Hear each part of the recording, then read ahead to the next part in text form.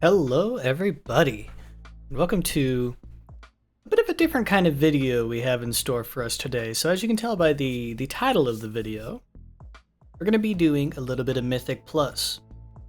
The only problem is, I've already done the Mythic Plus. So we are going to be watching back a recording of me playing. We've got some nice lo-fi World of Warcraft music playing in the background. We're not going to be having audio from the video, because it's mostly just me and my friends being idiots the whole time. Which I could upload if you guys want to see that at some point. So I took Zote as a tank into a +2 Mythic Plus dungeon. I figured for the 10th video we could do something a little bit different, so here this is. My friends here, Valen, Chimera, Catti-brie, and Tagrim. Some of which are very geared, most of which aren't playing what they're normally supposed to be playing. So, Valen, she plays a hunter, but she's trying out, I think, marksmanship for this dungeon, which she normally plays beast mastery. Chimera is usually a shadow priest. He's healing this one as holy. He literally's never played holy before. He just flipped his spec over and he just grabbed a build and he's trying it. Catti-brie is usually our healer. He is playing enhancement, and then Tagrim's usually a death knight, but in this time he's trying out the ret paladin of something he hasn't played in a while. This was like a last second thing. I'm like, you guys want to try it too, and we did it. So Valen, Chimera, and Catti-brie are pretty geared, but not for the specs they're currently playing. Me and Tagrim are about the same, and I'll show my gear in a second here, but let's get this underway. I'll be going over some Mythic Plus, kind of how this works and what we'll be doing, and kind of some philosophies that you can follow for Mythic Plus. I figured I'd do this for the first one. Okay, so we'll pause that there. There's our gear. If you watched the last video, it's just the same gear we're wearing there. We've got that good ring on. We're wearing the Shadow Binding Ritual Knife and the, you see there, the wax plating, that's what it's called. I don't have any enchants on any of my gear, and I don't have any consumables that I'm using. Well, it looks like, I've got party buffs and somebody put a pumpkin on my head, but so as you can see, we're pretty low geared. Now, I think anybody going into the game can get to this 595 item level pretty quickly. And you'll see in this dungeon, I pull pretty aggressively here, but if you were to pull a little slower in a 2, you could go pack by pack and still time it. You'd have no problem tanking. So there's my gear. I think I'm gonna flash my talents right after this as well. Yep, there we go. Same standard build we've been playing. I haven't made any modifications to it at all. I believe this is just the one off of Wildhead. If you just find the Mythic Plus Wildhead build, this is what you'll get. But playing Loon's Chosen, all this stuff. I don't know Guardian Druid well enough yet, so I'm not going to be making any tweaks to it. But we are playing all the Incarn talents, so you'll see as a theme throughout this one, I'm using Incarn on a big pull. That's when we are going to be doing a lot of damage. So you can see there, I'm the party leader, and a lot of the times you'll see the tank will be. But we've all prepped, we've got all of our stuff together, maybe we've typed in party chat, and then we're going to start a countdown timer. To start a countdown timer, you can type /countdown10, or use this little menu on the right, or the left. It'll pop out, hit a countdown timer, and this allows for some classes to pre-pop abilities. There's not many classes that can do it anymore, but one of which is actually me as a druid using Incarn in bear form. I completely forget to do it, so I will not be doing that, I don't think. But other ones are like Metamorphosis on Demon Hunters and whatnot. But basically you wait for that pull to get down to 1 and you're going to send it. So this first pull, we're going to do this whole hallway. So yeah, so once you insert, well, I guess we can go over this now. So up here on the right here, you'll see this little box. This is our Mythic Plus, it's a weak aura. So the default Blizzard UI also has one. It's similar. I've just got a weak aura that also like makes my spells, or not my spells, my quests go away, like invisible. So I don't have to worry about seeing them. But yeah, over here you can see that we are doing a +2 Stone Vault. +2 is the lowest that a Mythic Plus Keystone can be at. So +2 Stone Vault. This is our one affix, which is, I don't remember the name of it. Zalatat's Bargain something or another. Basically, it's going to spawn a little ad that we'll see here in a bit, and we need to kill that guy. But you'll see we've got a timer here with 2 lines, as well as all the names of the bosses and a percentage and count down here in the bottom. So Mythic Plus is a timed, infinitely scaling in the sense of like, you know, we're doing a +2, but you could do a +20 or a +30 or, you know, there's a limit to it because at some point everybody just gets one shot by everything. But I think the highest keys done this season are 20s. So quite a bit higher than what we're doing here. But at a +2, you know, this is something that is going to be a little harder than just a normal Mythic 0 dungeon.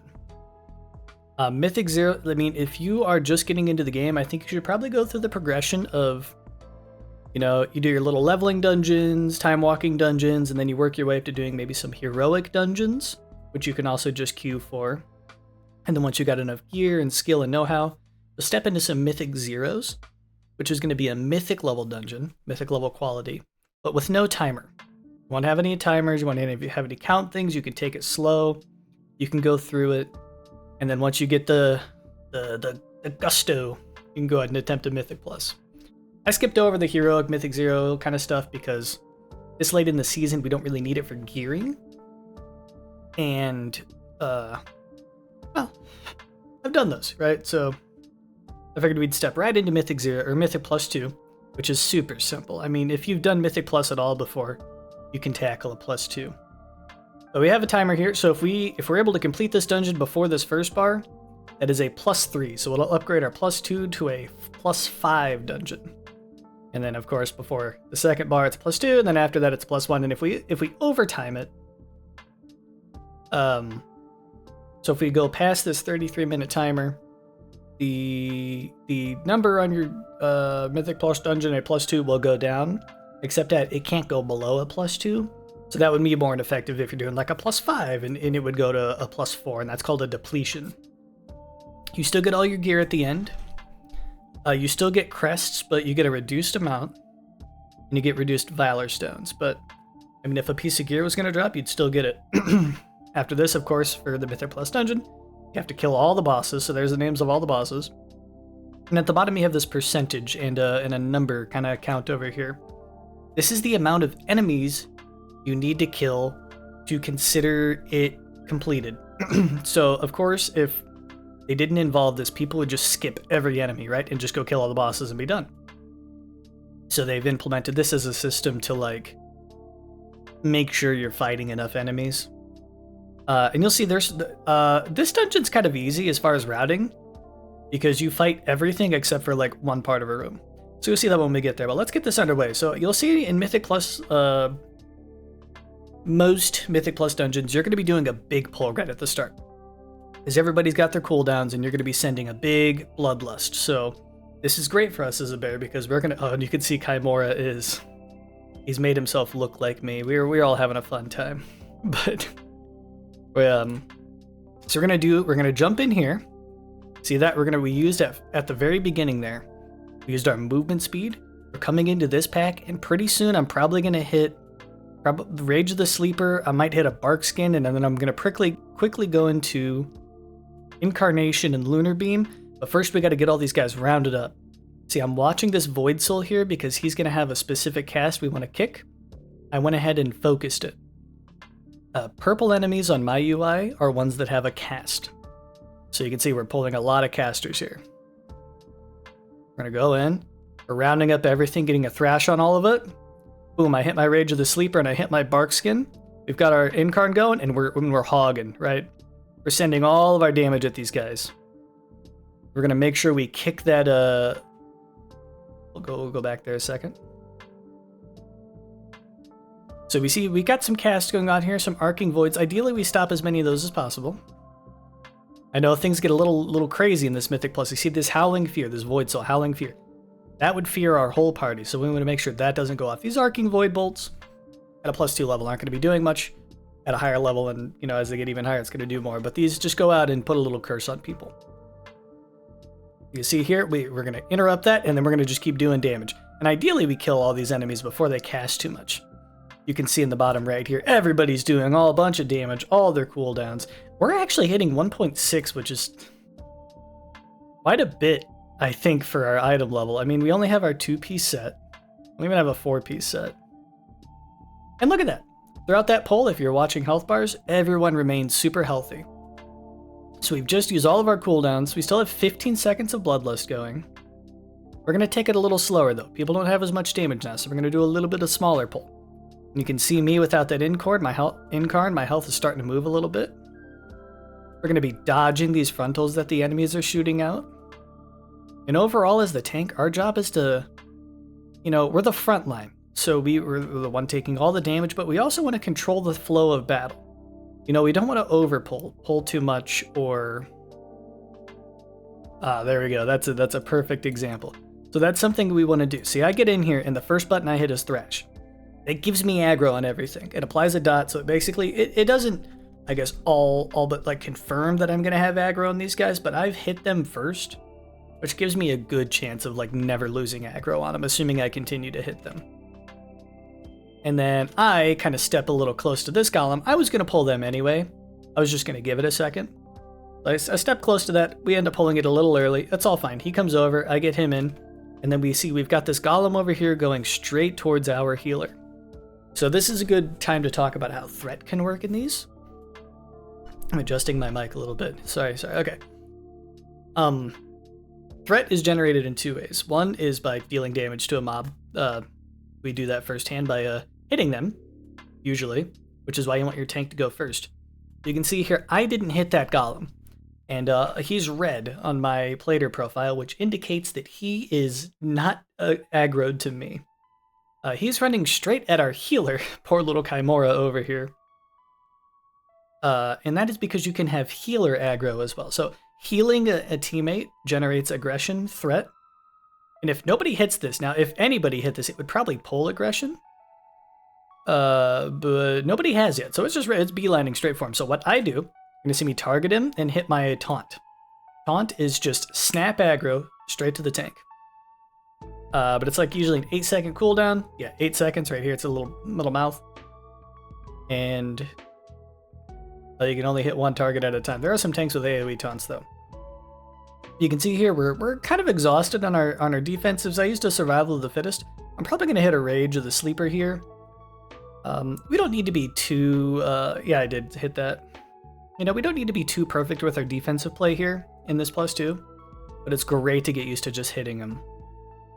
Because in a higher key level, these guys would be doing probably 7 times the amount. Like, it's an insane amount more damage.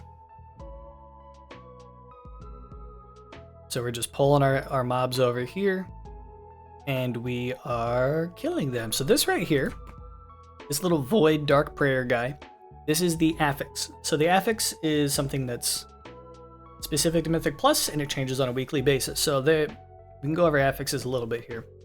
There's always, at least with the new format of Mythic Plus, there's always going to be one of these like Xalatath's affixes.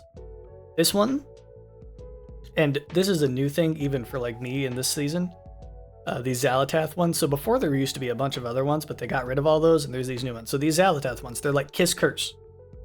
So obviously curse in that they come out and you have to deal with them.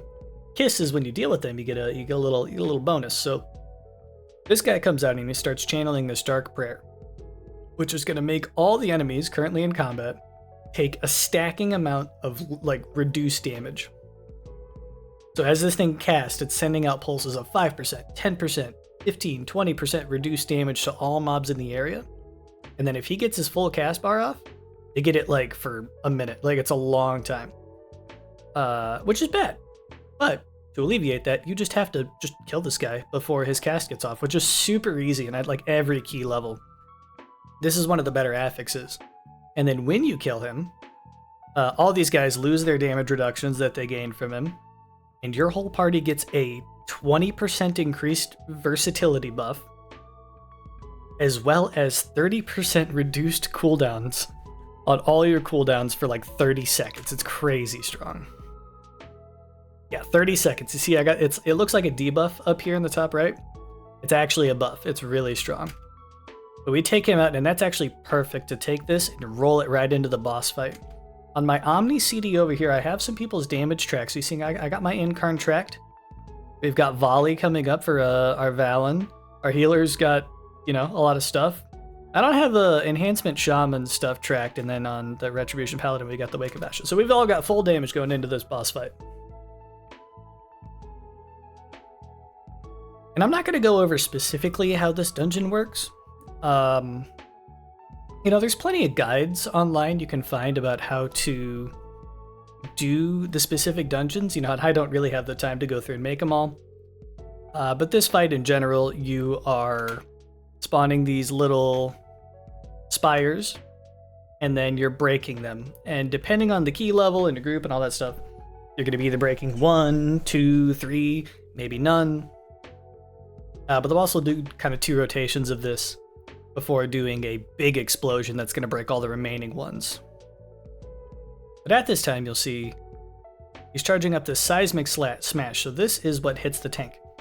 So if you're going to get into tanking, you will want to learn about Tank Busters. Tank Busters are things that most bosses will do, and some mobs, which is like I guess like a chump check, right? It's a chump check that's going to be aimed specifically at the tank, ready to take you out, and you need to use a defensive form. So here I've got Bark Skin rolling.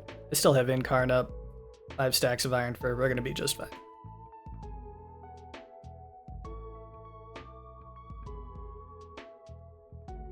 And after that, we're going to keep going through. The Seismic Smash is going to come back. I'm not going to have anything for it. It's a 2. I'm not quite attuned to playing a bear yet. It's not going to do any damage to us. So, you know, it's very forgiving at this key level. There also is a, I guess I can let this play out. There's a mechanic where your healer dispels this debuff off you, and it gives you a 50% damage reduction to help live that Tank Buster. Chimera was trying to find his dispel button. You know, he's never played healer, like, ever, and yeah, so I think he gets it here on me just a little bit late, yeah. But that's fine. As you can see, our party's not really taking damage anyway. He is doing healing, it's just their party's not taking much damage, because, well, it's a +2. And 3 of our members are pretty geared. I believe Valen, Chimera, and Cadibri are all in the 635 range of gear. Now, they're not doing, you know, 635 item levels worth of damage, like, all the time, because, remember, they're on specializations that they, 1, don't have the correct stats for, and 2, don't really know how to play. So, give him a break, you know. Chimera is also geared, but, you know, he's a Shadow Priest who's trying to play healer. Oh, we got through this dungeon. I can't remember if anybody died. We'll have to see. But here, you see I'm grabbing mobs because I knew we had damage ready to go. I'm going to get a big double pull in here and just keep breaking them down. I'm going to take a sip. I have some hot chocolate today. Ooh, that's good stuff. Okay. Cut those guys down. I'm gonna check my map to make sure I'm going towards the right boss. Yep. This was later in the night after we'd done quite a few dungeons, so we were all a little sleepy. But once again, we're gonna get in, send that Thrash early to get aggression. Make sure we're not letting the mobs hit us in the back too much. I'm gonna turn around and get that kick. Here's another point. So, see this howler right here? How they are currently walking away from me? I need to hit them or do something. I need to get aggression back from whoever it's on. I believe it's on Valen. Yes, it's on Valen because you can see she's got the red border around her nameplate. So I target it and I'm trying to move off the screen here. You can see it right there. It's behind my little video player. I'm trying to hit my taunt, but I'm silenced because one of these mobs cast a spell on me that silenced me. I'm trying to grab it, and she's like, Zote. I'm like, I got you. And I finally get it off of her. And we're able to... Well, she was doing a lot of damage to it because it just died over there, but we're going to go ahead and send more kicks and then get this group down as quick as possible. This was another one of those pulls where I had my incarnation, so I'm safe. I'm, you know, like the healer doesn't have to do much healing to me. Actually, if anything, I'm healing the party with my After the Wildfire. I know it's been nerfed quite a bit, but it's still a very nice little bonus we can be using. Same thing here, we're gonna get in, thrash, get some moonfires spread out, drop our lunar beam, and just start hitting them. So, another, go back a couple seconds. Boop. Couple more seconds. See this despoiler right here? And right next to his nameplate, I have tracked with my bigwigs. Deadly Boss Mods has this as well. This is gonna show when he's doing his Shadow Claw. You can see up on my top left, we also have a little timer. But that's gonna show Shadow Claw. So that's another one of those tank buster, and this one is particularly gnarly. So we're gonna kick that. See, he's building up his Shadow Claw right now, so I should send a defensive. Let's see if I do. I do not. And you can see that hits me, and this might be... I mean, of course it's a 2, so my health bar is not gonna move too much, but you can see here, that did a sizable amount of damage to me. Even at this... No, I did get a bark skin off, but either way. Yeah, that was through bark skin.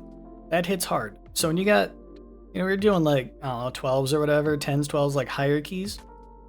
I mean, I think the highest key on this one's like a 19. You basically, you have to be perfect or that will one-shot you. See, we've got another despoiler here. He's doing a Shadow Claw. Oof, I eat that one and I get kind of low there. Imora has given me the flash heals though, so I think we're going to make it through just fine. But hey, you can see tanking, there's a reason why it's not really for first-time players, but, you know, I think if you start early and you do your research and you practice, I think you can do anything in this game if you want to. I mean, I wouldn't come to me as a guide for the, you know, everything. Oh yeah, so here we accidentally, I walked too far back, or maybe, actually, you know what, I never did VOD review on this one. What ends up hitting this guy? Oh, you know what it is.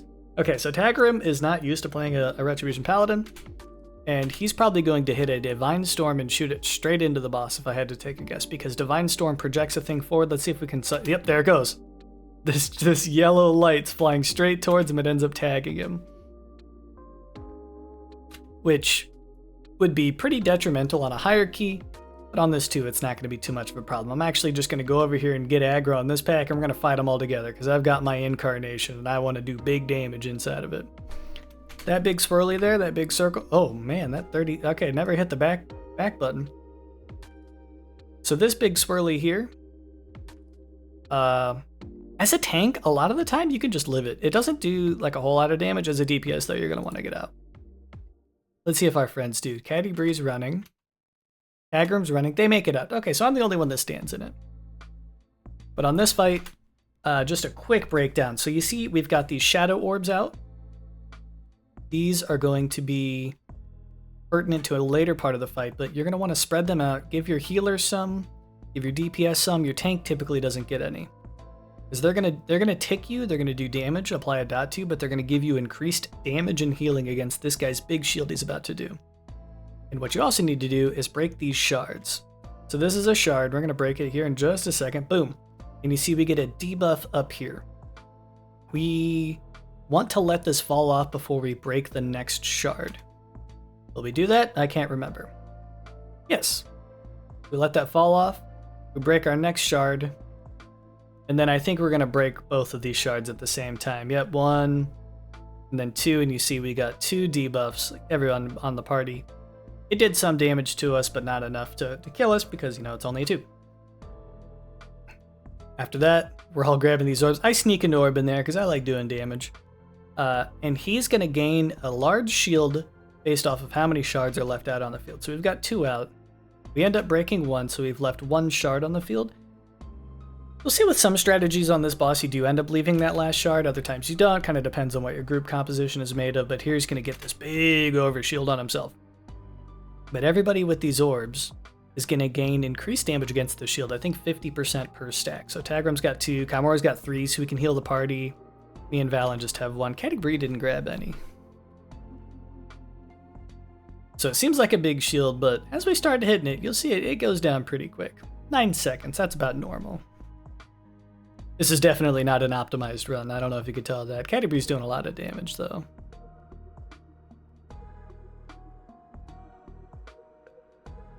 And then we're going to keep doing that on rotation. Actually, we're not, because the boss is dead. Yeah, bosses fall over pretty quick when you have pretty geared people going into it on a 2. But, that being said, I think in a normal +2, the boss would still die pretty quick. As long as you got everybody hovering that 600 item level, at least for this Season 1, they'll do just fine. Oh, here we go. So we're trying to take the minecart back, and we just can't seem to get in. I'm like, what are we doing?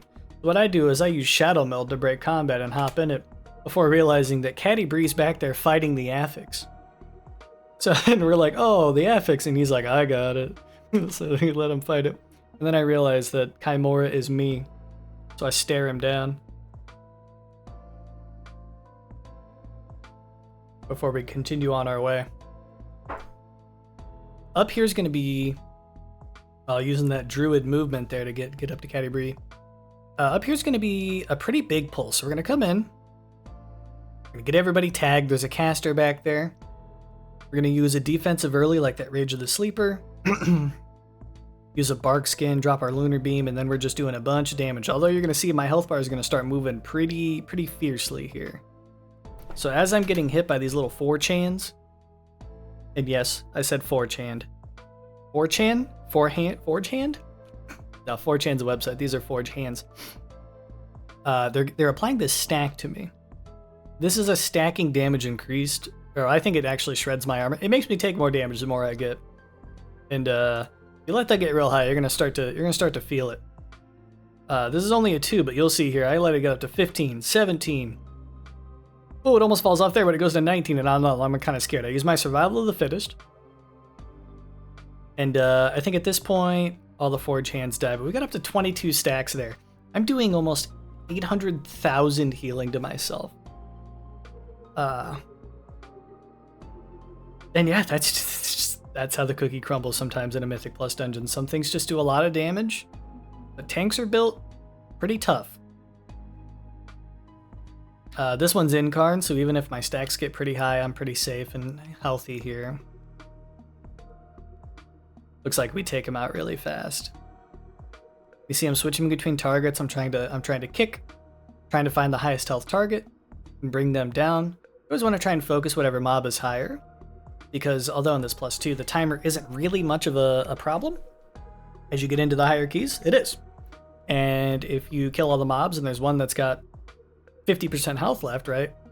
Then you probably should have set more damage into that one so that they died at a more even pace.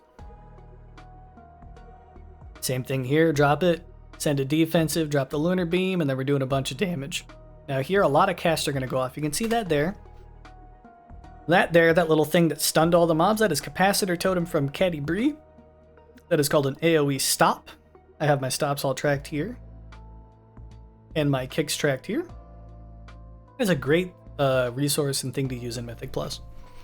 We can use those to stop all these casts, prevent them from casting. It's only going to stop them for a second, but if those casts go off, ooh, see, they can start to do a lot of damage. Now my stacks are getting high. Ooh, I fall really low, so I push them back and I'm still going to start kiting. Kiting is when you stay far enough away from the mobs that they can't melee hit you, right? And I'm waiting just one more second for this 27 stack to fall off, and then I'll go back in.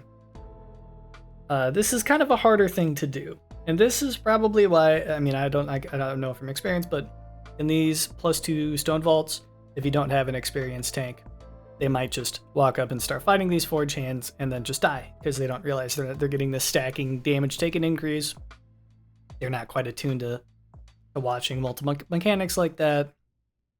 And they die. And that's fine. I mean, there's what the best way to learn is to do. But yeah, I knew that was coming, so I went ahead and kited. Kiting is just, yeah, find a way to get away from them and then just stay out of their range. One thing to note is when you go back into their range, though, they're all going to basic attack you, like melee attack at the exact same time. Because that's just kind of how the game works. But that's kind of a weird little... Let's just say if you need to know about how that works, you know about how it works. And if you don't need to know about how that works, you probably don't know how it works, so... We've got another pull where we've dragged them around the corner. This pull has a lot of casters. But you can see my party's using their interrupts on these far casters And once interrupted, these guys should spend at least 2 to 3 seconds running in. Because I have aggression on them, but they're casting. So here is a great use of... I just wanted to get one of these in there just to show how you can use your utility in conjunction with other things. So let's take it back a second here. So I've got these casters, and this group's it's pretty tightly packed. It's not too bad, but ideally you want all the mobs, and your kind of job as a tank or any class who has a, you know, say over, you know, anything you can do here.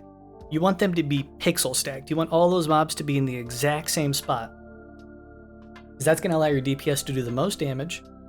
You're not going to have to worry about missing any sort of AoE CCs or anything, as well as I don't know, it's just so much nicer. It just seems like people do more damage when the mobs are right on top of each other.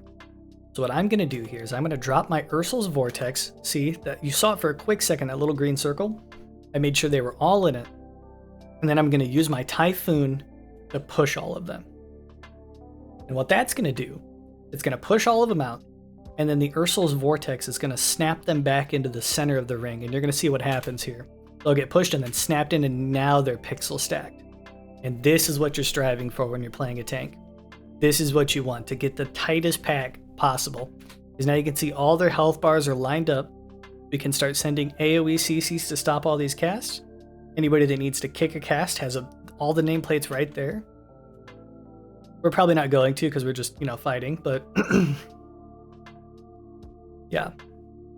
And with different settings, you can kind of fix a bit of jumbledness on as far as the nameplates go. I don't know. I've kind of just gotten used to finding my way through the madness of them. But you could make it to where instead of these being kind of overlapped a little bit, you can increase in Plater. There's a setting. It's called like gameplate overlap interval or something.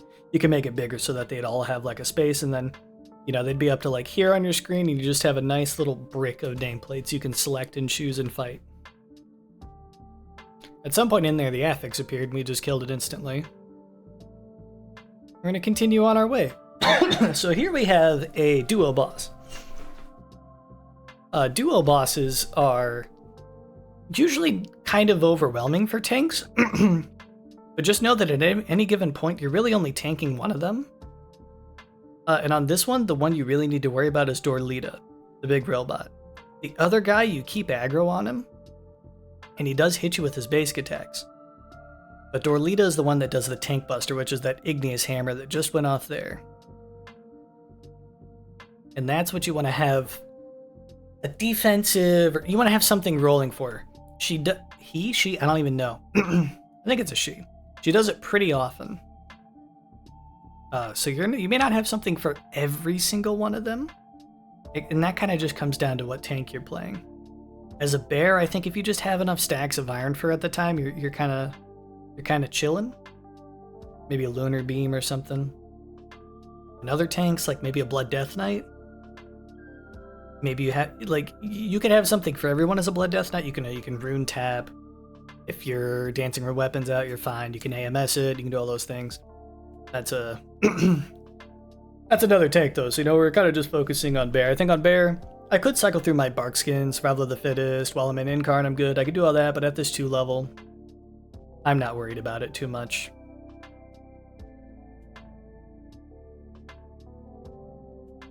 Let me see, we get through here. And that boss is down. So those two, you want to make sure you kill them at the same time.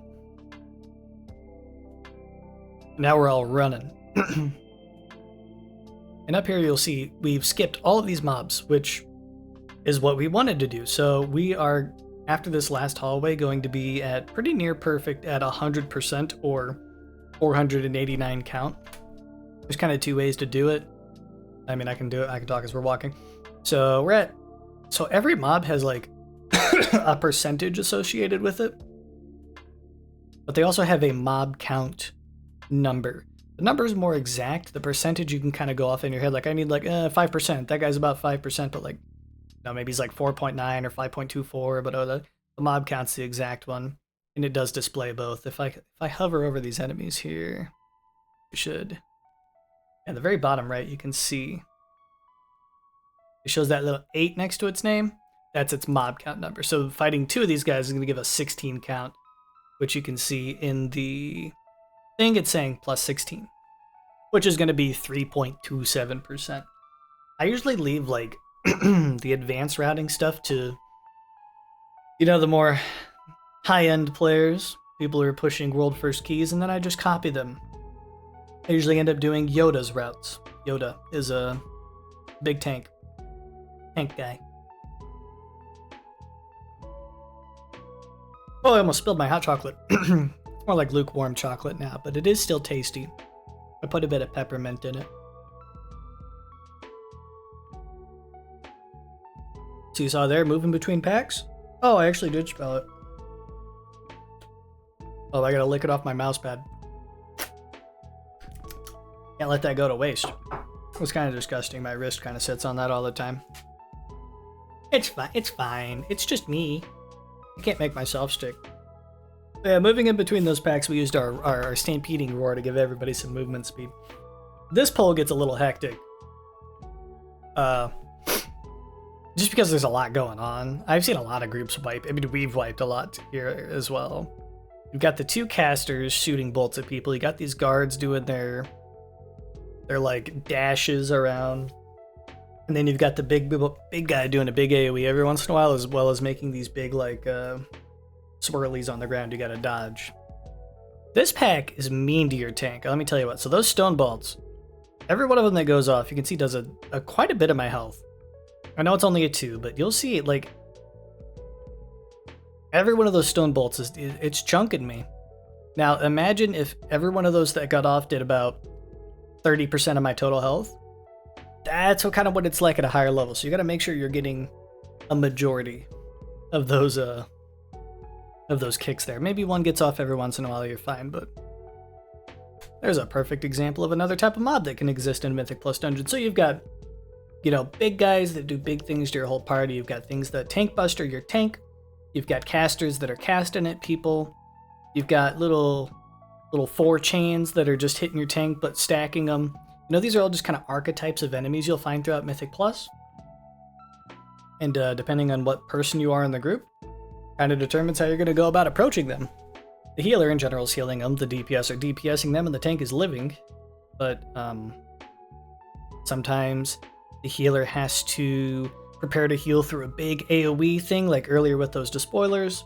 The tank has to live a tank buster. DPS, their kind of main goal is one, living and using defensives properly, doing damage, but also their kind of main job is the interrupting of ads. So they're gonna like coordinate and properly use their spells to stop all these casts. The tank does that too. The healer, it depends on what healer you're playing. Holy Priest, like Chimera here, they don't have much they could do.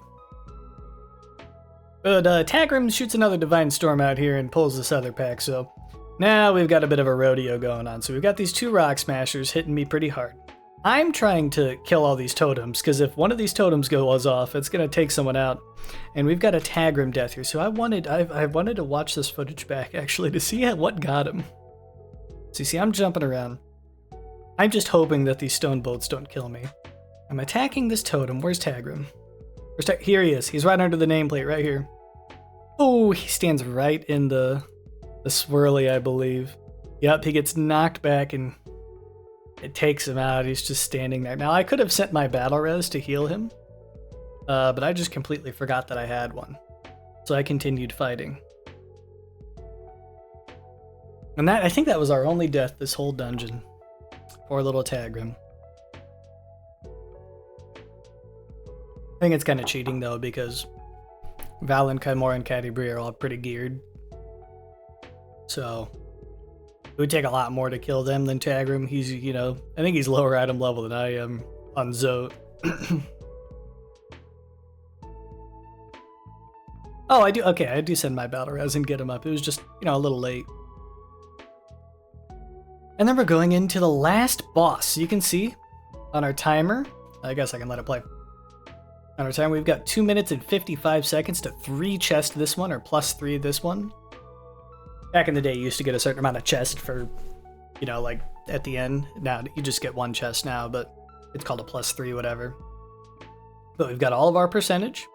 We just got one boss to go, so we're fighting him. 2 minutes and 34 seconds left, and the boss is about half health, so I feel like we are going to get the +3 here. But that's, I believe, kind of par for the course as far as +2 goes. Or +2s go. They're pretty easy. Assuming you have a group that kind of knows what they're doing. If you have, like, 5 people who've never done a dungeon before, go into it. It could be, you know what? That would be a fun time. But we're going to go ahead and clear this up. Nafix, I'm charging out. He's doing big frontals.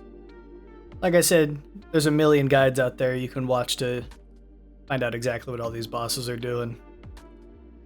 I'll save my breath. But there you can see we +3 the stone vault. And then we get to open our chest. This affix is still going. Oh yeah, we were laughing. I think at one point Tagrim said Wog, which is word of glory to heal himself. He's like Wog. Which is, you know, he was just saying his actions because, you know, that's cool. That's like main character stuff right there. But I thought he just ripped like a pog. I thought he said pog, you know. So I was like, did you just say pog? He's like, no, Wog, like healing. And I'm like, oh. So then we kept saying pog. So we're laughing because we're all just saying pog. And then I realized that I still had the debuff on me, and these portals are still up. So we bugged it out somehow. I go ahead and open the chest, and I get nothing.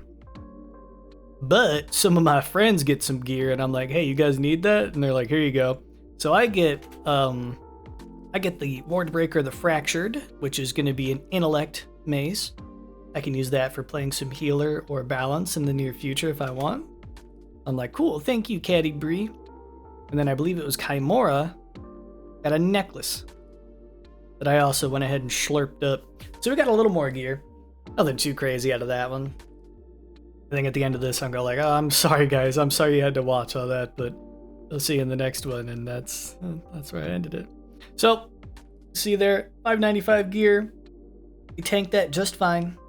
You know, that one pack we kind of let almost kill us, but I was playing stupid anyway. You know, I was pulling big. If we would have gone a little slower, it would have been A-okay. Oh, man. Timer's a little shorter on this video. Maybe I'll publish it as an extra instead of actual, like, episode 10. Maybe it'll get released just before episode 10. Yeah, we'll do that. We'll call it 9.5. There's a breakdown of our first Mythic Plus dungeon run and kind of what a Mythic Plus is. We're going to have a lot more in the near future. I got a few key pieces I want to grab first and maybe solidify our 4-set. And then we're going to start running dungeons as a Guardian Druid as well as a Feral Druid. Some with my friends here. We had a fun idea of maybe trying to throw me into tank like a +10 at like 602 item level. I think that'd be a hilarious video. We'll get some of them soon in the videos. We'll actually hear them talking. This one was just, I figured for our first breakdown, we didn't need all the craziness and we could deal with a little bit more of the wow, lo-fi beats to chill to. But yeah, I'll catch you guys in the next video. I hope you enjoyed that little breakdown. Bye-bye.